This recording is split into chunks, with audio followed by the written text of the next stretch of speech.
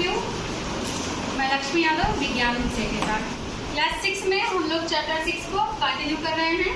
Chapter 6 का नाम है जीव जगत और इस चैप्टर में हम लोगों ने प्लांट और एनिमल के क्लासिफिकेशन को पढ़ लिया है।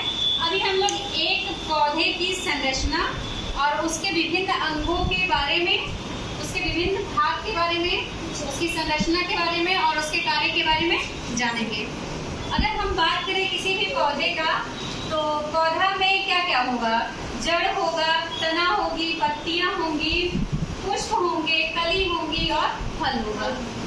ये कोई एक पौधा है, ठीक है, जैसे सरसों का पौधा, ठीक है, उसी को लिया गया है। तो पौधे के वैसे मोटा मोटा देखा जाए तो मुख्य रूप से दो भाग होंगे। पौधे का वो हिस्सा जो जमीन के अंदर होगा उसे बोलेंगे जड़ तंत्र। क्या बोलेंगे? जड़ तंत्र, रूट सिस्टम।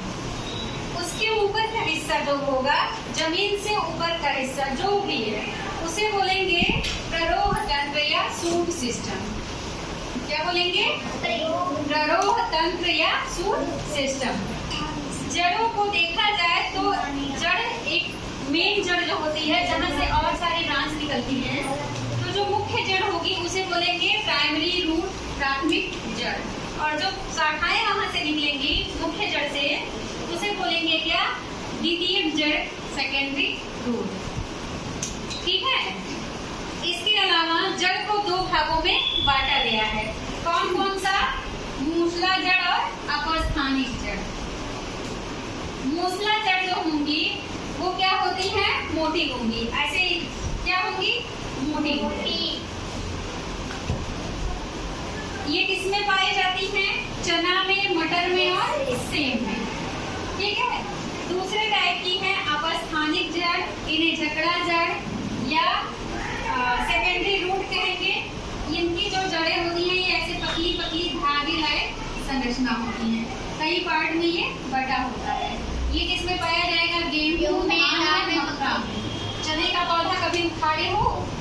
अगर उखाड़े होंगे तो दिखा होगा ऐसे मोटी सी जड़ होगी, एक मुख्य जड़ होगी, ठीक है। लेकिन गेहूं, धान का पौधा, धान की रोपाई होती है ना, ऐसे जब उखाड़ते हो पतली पतली जड़ें रहती हैं। तो ये कौन सी जड़ होती है? अपस्थानिक जड़ें। ये समझ में आया? ये हो गया जड़ के बारे में और उसका क्या है? प्रकार है। कौन सी जड़ किसमें पाई जाएंगी। अगला जो है रूट सिस्टम खत्म हुआ। अब हम लोग पढ़ेंगे सूट सिस्टम के बारे में। सूट सिस्टम में आएगा पहले आपका तना। तो तने का मुख्य काम होता है पौधे को सहारा देना। ये पौधे को सीधा खड़ा रखने में मदद करेगा। इसके अलावा यहाँ से मिट्टी से जड़ें जो जल और खनिज का अवशोषण करेगी, उसे ये पत्तियों तक पहुँचाता है। और हम जानते हैं पत्तियां क्या करेंगी? भोजन का निर्माण करेंगी। उस भोजन को विभिन्न भागों तक उतक के द्वारा पहुंचाता है। ठीक है। तो तने का सबसे मेन काम है पौधे को सहारा देना, उसे सुरक्षा प्रदान करना और सीधा खड़ा रहने में मदद करना। ठीक है। अगला हम आएंगे पत्ती पर। तो पत्ती की संरचना यहाँ देखिए। एक पत्ती है, ये पीपल की पत्ती है। इसके मुख्य रूप से कौन कौन से भाग हैं? जहाँ से पत्ती तने से जुड़ा होगा वो क्या होगा? पर्णाधार। और जो डंठल होती है पत्ती की, उसे बोलेंगे पर्णवृंत। बगल में ऐसे एक छोटा सा मुसार रहता है पत्ती के, उसे बोलते हैं तक्षस्थ। पत्ती का जो ये किनारे वाला हिस्सा होगा, ये पूरा होता है लीफ ब्लेड, पर्णतट। एकदम टिप वाला हिस्सा क्या होगा? पर्णाग्र। और बीच में एक मोटी सी शाखा दिखती है ना, आम की पत्ती देखे हो ना, बीच में एक ऐसे मोटा सा शाखा होता है और किनारे किनारे बहुत सारे होते हैं। जो मेन बीच वाला होता है इसे बोलते हैं मध्य सिरा। क्या बोलते हैं? मध्य। और ये पूरा पत्ती, ये कितना पत्ती डंठल के अलावा जो बच रहा है, इसे बोलते हैं पर्णफलक। क्या बोलते हैं? पर्णफलक। अगर हम कार्य इसका देखें तो पर्णाधार जो है वो पत्ती को तने से जुड़ने में सहायता करेगा। इसमें जो मध्य सिरा है, ये इसमें जल वगैरह सिराएं क्या करेंगी? जल को पत्तियों तक ले जाएंगी, पहुंचाएंगी। और इसमें पाया जाएगा हरे कलर का पिगमेंट, जिसे बोलेंगे क्लोरोफिल। क्लोरोफिल क्या करेगा? भोजन का निर्माण। किस प्रक्रिया के द्वारा? फोटोसिंथेसिस के द्वारा।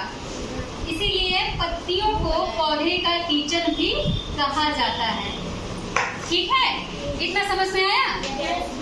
अगला हिस्सा हम लोग देखेंगे पत्ती के बाद हम देखेंगे कली। कली क्या होता है? एक आउटग्रोथ होता है, छोटा सा उभार बनता है पौधे में, जो बाद में पुष्प में बदल जाता है। जो बाद में क्या होता है? पुष्प में बदल जाएगा।